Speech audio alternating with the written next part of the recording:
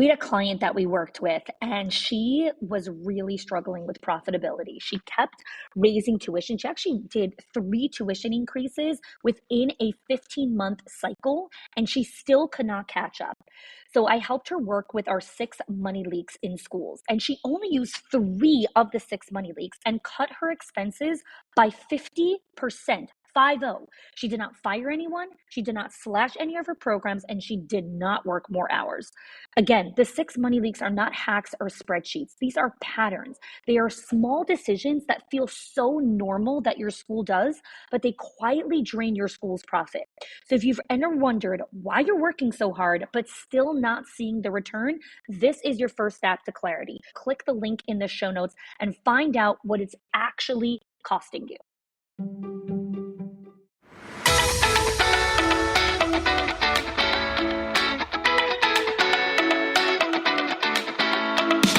Welcome to the Schools of Excellence podcast, where we transform everyday leadership struggles into powerful legacies that impact generations.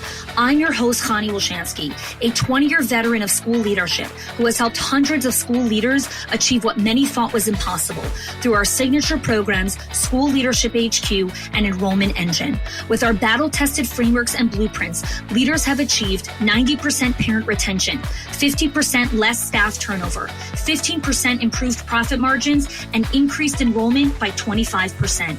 My mission is simple: to revolutionize school leadership by elevating the skills, the habits, and mindset of passionate leaders ready to create lasting change.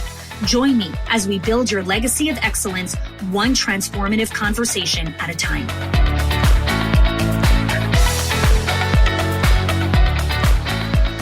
Hey everyone, welcome back to the Schools of Excellence podcast. Today we are talking about drama-free schools start with design, not discipline. And if you want a drama-free school, the solution is not more discipline, more meetings, or more consequences. It is actually better design.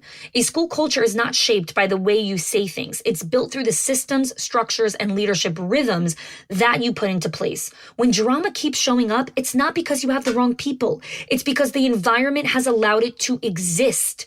Drama-free leadership isn't about micromanaging emotions or controlling people. It's about designing a culture where clarity, accountability, and ownership are the norm. When your school is built on these foundations, drama simply has nowhere to thrive.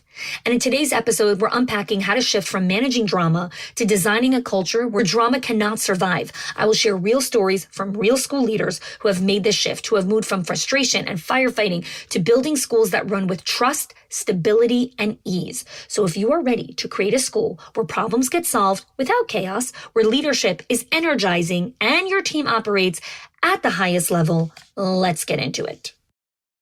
A big component of how culture is designed and how you as a leader can intentionally craft and build a culture you desire is we need to decode what drama is. Okay, drama is a huge component that takes up a lot of mental and emotional bandwidth of directors and owners as they're trying to scale and grow companies when they're dealing with dramatic people, just lots of high drama. So today I'm going to talk about the characteristics of drama, what that looks like in your center, and we'll also talk about the characteristics of drama-free leadership.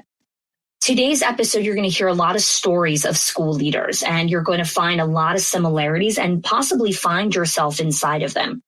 I've changed the names and some identifying details to respect the privacy of the people that I connect with and my clients.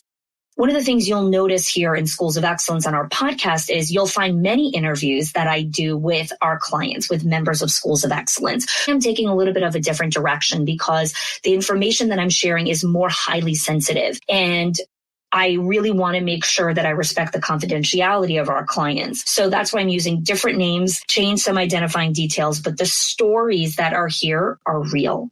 These stories have really happened inside organizations over the last 18 months to 2 years. So let's talk about drama. A person who is drama, okay, the definition is a person who often has exaggerated or overly emotional reactions to events or situations. Okay, so again, it's a person who often has exaggerated or overly emotional reactions to events or situations. Drama can be extremely draining and toxic in a school culture. The emotional temperature of this person feels exhausting to anyone around them. So if you're listening to this and you're thinking, oh gosh, am I a drama person? Or this person is drama, I'm going to share some of the signs of a dramatic person. Okay. There are 5 core signs that you're dealing with drama. Number 1, they criticize and complain. The single biggest red flag for me as a coach and as a mentor, consultant, and working with leaders is when I meet someone and the first thing that they do is criticize someone or something and lay out a long list of complaints on any number of random things for anyone unfortunate to be in their immediate vicinity. I know that that person is drama.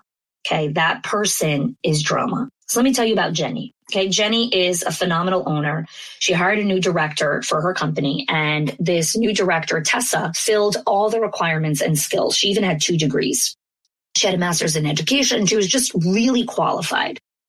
And Chanie went through a pretty rigorous hiring process and offered Tessa the job. A few days into the role, Chanie was observing the building, and she actually overheard Tessa speaking in the teacher's room. And she was complaining about the lack of supplies that was going on in the art room and in kind of the custodian's closet. And she was complaining to the teachers. And the teachers were agreeing with her. They were kind of, saying, yeah, and this and that. And it was almost as if she had formed a connection and a relationship with the teachers over a shared complaint. So Chanie was a little concerned about this, but she decided not to say anything to Tessa, right? It's, she was a week into the job and she's like, I'm just going to let it go. And she made a mental note to continue to observe it. Over the next few weeks, there were more small incidences where Tessa just complained about anything. So the gate to the playground was slightly broken. She criticized Chanie for not fixing it fast enough. The toilet in the toddler room was having an issue flushing, and Tessa complained about it for days until the plumber was finally able to come and fix it. It was all these small grievances of daily life in a childcare center that Tessa could not manage. It wasn't giant things. The criticizing and complaining that's a component of drama from a dramatic person is not the big things in life. It's always these small things, right? The playground lock is broken. The toilet doesn't flush. The paper towel dispenser is jammed. The light in the teacher's room is flickering and needs to be changed. Anything that was less than perfect in Tessa's eyes was deemed worthy of being criticized and complaining about. Chanie was exhausted. She was tiptoeing around her and she was becoming extremely anxious. And as the weeks wore on, Chanie started to realize a shift in her staff. She started to avoid coming to the center for fear interacting with Tessa. She was tired. The drama was impacting her sleep. But the thing that bothered her the most, it was really impacting the team. The team started to complain and started to criticize and started to point out all these little things that no one ever even noticed before. They were just part of the daily functioning of the center. That is criticizing and complaining. A huge, huge red flag of someone who is drama. So let's go to gossip. Gossip is the second component of a drama-filled leader. I believe that gossip has to be one of the single most destructive forces in human relationships. I'll say that again. I believe that gossip is the single most destructive force in human relationships. If you ever need a reminder of the darkness that lurks between us, watch the delight that some people seem to derive from sharing gossip or the tales of misfortune of others. If someone is not using words to empower or motivate people around them, if they're not spreading positivity and energy, they're usually not someone that you can trust with information. And they're definitely not someone you want to trust with your precious life, your time. They leap into gossip immediately. And the reason why I call it the most destructive force in human relationships is because it actually can destroy relationships. As working the director, Betty, she started to develop a little bit more awareness around her own emotional behaviors. One of the things that Betty recognized was that she has resting bitch face, also known as RBF. And she started to recognize how that was really impacting her team. And she was like, okay, I need to be a little bit more smiley. I need to be a little bit more cognizant of how I'm coming across. So Betty comes to a coaching call, and on the call, She brought up that as she started to smile more and, started to just be more cognizant of her emotions, she all of a sudden started to realize how much gossip is going on in her building. See, this is the power of self-awareness. This is the ripple effect of becoming aware of your emotions. Because what happens is when you start to become aware of like, oh, 1 second, I'm actually doing this and this is happening here and this is happening here, then your eyes become heightened to, there's a lot of gossip going on over here.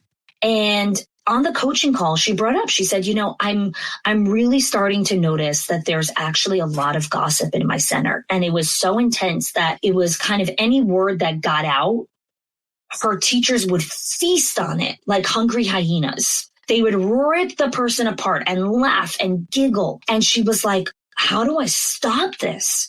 How do I stop this gossip? So one of the things that we have inside of our program is mentor coaches. And Sharon Hobson, who has been a guest on this podcast, we did an interview with her. She is one of our lead mentor coaches. And Sharon guided her how to write a gossip standard.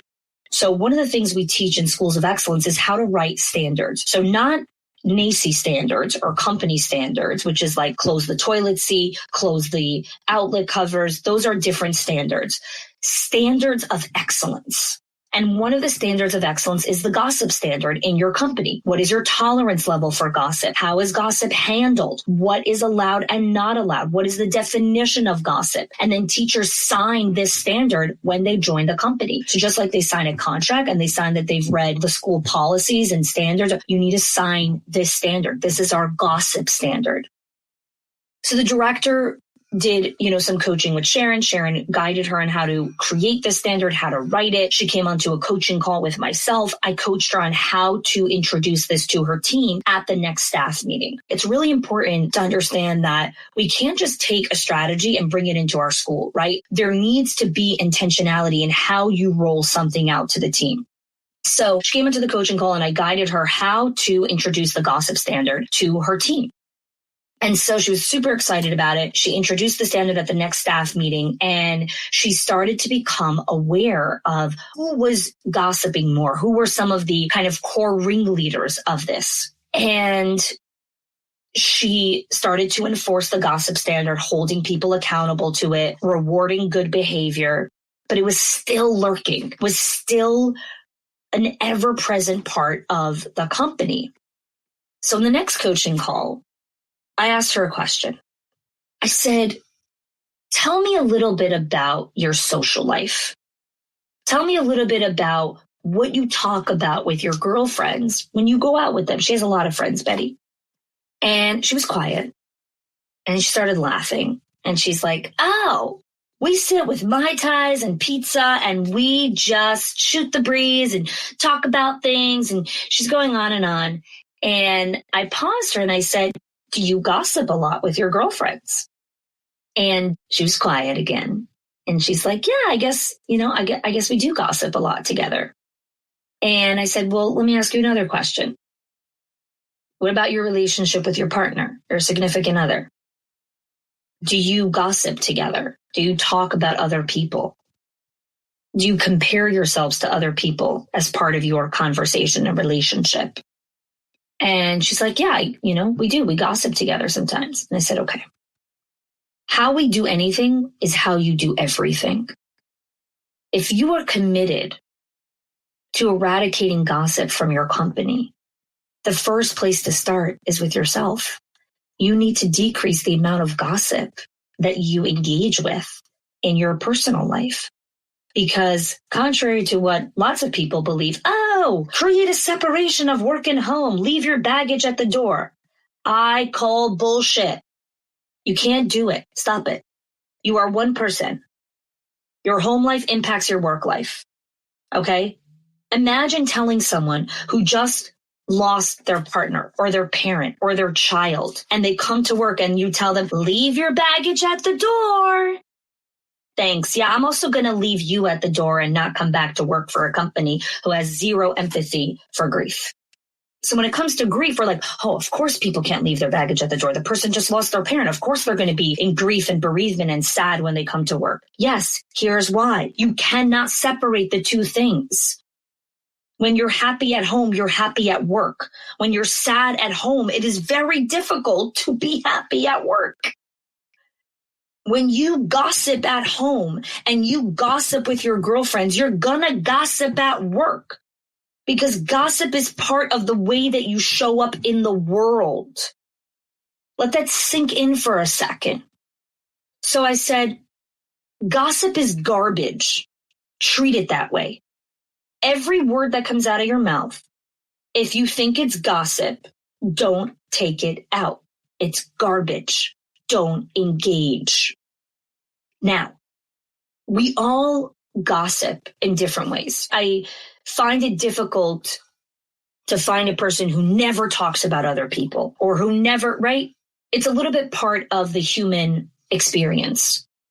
But we do know some people that are hardcore gossipers at drama and people that just occasionally talk about other people sometimes. It's a big difference. So I said, you're telling me, I looked at Betty, that you engage in a lot of gossip, right? It's not regular conversation just talking about someone else sometimes. It's gossip. You like the drama. And she's like, okay, I'm going to be intentional about this. I'm going to be more mindful about not engaging in this conversation. So she started this process and she actually created an accountability partner for herself because on that coaching call, it's a group call, right? So there's other directors on the call. And one of the other directors pinged her privately and said, listen, like I struggle with this also. Can we be buddies? And we'll both work on this together. So Betty's like, yeah, sure. So they both worked on it together. They created this accountability system. And they started to work on decreasing the amount of gossip they engaged with. Betty sent me a text message, a Facebook message, just a couple of months after they started this process together. And she spoke about how she started to exercise more and she made more space for meditation. And I was like, interesting. Like, I thought that was a random message that she was sending me because that wasn't even something that we were particularly working on. And she's like, yeah, I didn't realize how much time I waste on gossip. And I was laughing to myself and I sent her a message back and I was like, wow, that's a lot of time, right? You made time for exercise and meditation. She was saying how one of the things that I coach on is that nature abhors a vacuum. The moment you stop doing something, nature is going to want you to fill that time with something else. So be mindful about what you fill that time with. So she's like, I kept that to heart. It was sitting somewhere, back in my mind. And as I started to decrease the amount of gossip, I was like, okay, well, what am I going to do instead? And she's like, I've always said that I wanted to exercise and meditate more, but I always said I don't have time. Well, it turns out I have lots of time if I'm not gossiping. And it transformed herself. It really did. And when the leader transforms, the culture transforms. But it starts with her. It starts with her. So gossip is a huge part of drama leadership. Okay, so we spoke about the first two so far, right? The first one being criticizing and complaining, and the second one being gossip. Let's go to the third one, playing the victim. One of the top traits of emotional maturity is the ability to recognize and acknowledge how your own thoughts, beliefs, actions, and behaviors contribute to a specific outcome. Okay, so I'll say it again. This is what I talk about a lot also on emotional regulation, which is episode 99 on the Schools of Excellence podcast, part of our Bridge to Excellence framework. And emotional regulation is the ability to recognize and acknowledge that your thoughts, your beliefs, your actions, your behaviors are what contribute to an outcome. It's about taking responsibility for your own actions and not shifting blame or painting ourselves as a victim of a circumstance when you made that choice to lead down a specific path. A sign that you are mature and enlightened and grown up is when you understand this. So let me tell you about Kimmy. Kimmy is a really brilliant and capable owner. And we started working together. And a couple months into working together in our Owners HQ program, a lot of life challenges and obstacles were thrown at her. And they were tough. They were really hard stuff. And she went into hiding. Now, one of the things that I know about our members is when they're quiet or when they go into hiding, it's usually because they're feeling shame around something that they're doing or not doing or something that's going on in their life.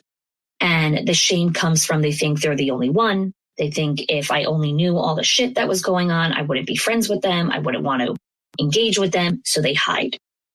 The reason I'm sharing this with you is because part of being a leader is understanding the relational intelligence of what goes on inside your organization. And if people are hiding or people are avoiding, they're doing it for a very specific reason. And it's typically because they feel shame. They're hiding because they think they're the only one dealing with it. And if you only knew the real me, you would never keep me here. So they hide. So I call bullshit. And we have a whole process for this inside of our company on how we take care of clients who go into hiding. We have a multi-step process of how we reach out, myself, my team, and eventually they respond. And we call them SOS calls. And these calls are really about shame evaporation. We work on these SOS calls to help the client recognize that they're sitting in shame. So when I was chatting with Kimmy, she recognized that she's not the only person in life that life throws hard stuff at them. And she's not the first person to deal with whatever she's dealing with, and she won't be the last person. And it's okay to feel all the emotions, and then we need to get back up again. So we were talking, and she was sharing with me about her directors, and she was talking about how her directors are really playing the victim a lot. They complain about their schedules. They complain that they're overworked. They complain that they don't have time to do anything. And she's like, I really need them to stop being the victim. I need them to stop complaining. They have more than enough time to do everything that they have to do. So part of being a coach is asking questions. And I say this on coaching calls often, and I don't know if I've ever said it here on the podcast, but the lowest form of advice is ideas and tips and tricks. The lowest form of advice. The highest form of advice is a great question. The lowest form of advice is tips and tricks. The highest form of advice is coaching and asking questions.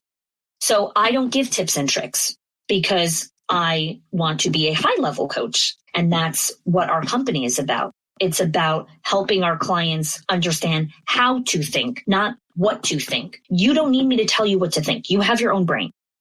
When you work with our company, it's guiding and understanding how to think, how you process, how you ask questions. So I turned to her and I said, listen, Kimmy, if the ripple effect starts with you, you know that. The ripple effect starts with you. You don't like that your directors are playing the victim. Okay. So a different mentor might come in and say, oh, try this trick, do this tactic, do this thing. This person did this thing. Stop it. They don't need more ideas from you. They are smart. Kimmy is smart. She doesn't need me to tell her what to do.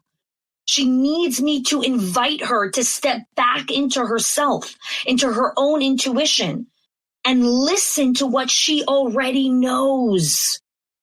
So I said, if the ripple effect starts with you, what is one thing that you can shift about yourself that will help the team? So she was quiet, and then she started laughing. And she's like, well, I guess I could stop being the victim of my own life.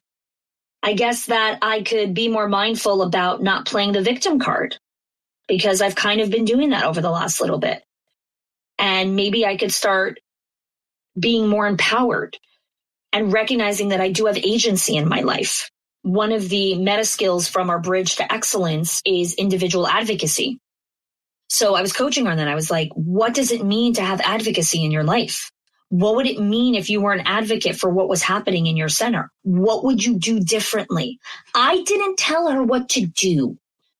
Nobody needs someone to tell them what to do. Kimmy's a grown up. She's over 60. She doesn't need me to tell her what to do. She needs to be reminded and invited to think, to re-engage the most amazing organ in her body, her brain. Here's what we engage with most of the time. I don't feel like it. I don't want to do this. This feels uncomfortable. Engage your brain for a second and say, okay, I have control over this. I have agency in my life. And then you feel it in your body. Whoa, you stand taller. Your chest opens. Your shoulders relax. I got this. So she started to shift from playing the victim to having agency in her life. Playing the victim is drama. Lots and lots and lots and lots of drama. And drama is not good for your culture.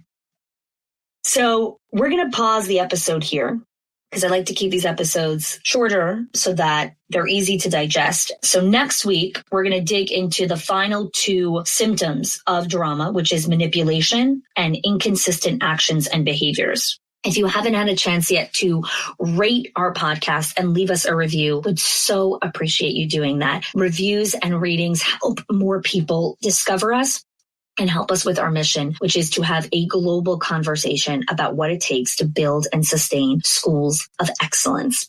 I also want to invite you that if some of the stories today resonated with you and you are looking for that next level coaching, right? You resonate with Kimmy and you want to pull yourself out of victimhood. You resonate with what Jenny went through and you want to create a culture that is devoid of criticizing and complaining.